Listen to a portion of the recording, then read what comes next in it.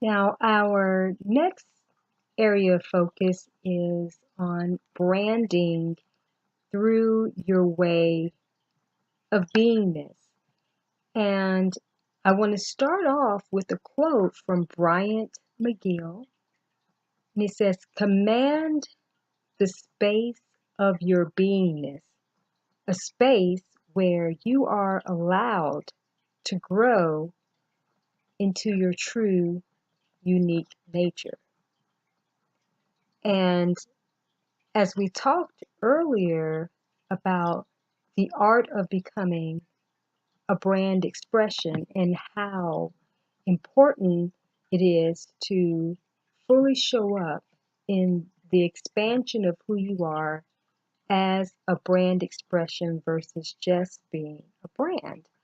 And as I've been sharing concepts from my publication, The Epitome of Brand Expression, an introduction to branding through your way of beingness, I want to also talk about how when most think of branding, they see it just as their unique talent to offer to the world that's packaged as a brand or a business versus the whole of who they are.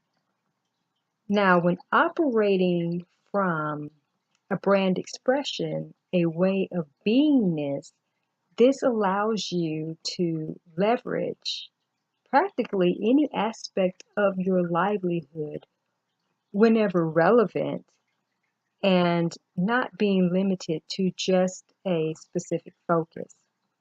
So you become an expert and an authority of your evolutionary journey of self-mastery, which allows you to function at a high capacity of being versus doing. And again, there is a huge difference in brand beingness versus brand doingness. And for someone who has been the pioneer of a leadership expression, who brings all of herself to the table, who does it all, so to speak. At first, some of the traditionalists were extremely confused around my branding because they thought that it was about doing a whole lot. But then they realized that it had more to do with my way of being, my way of beingness.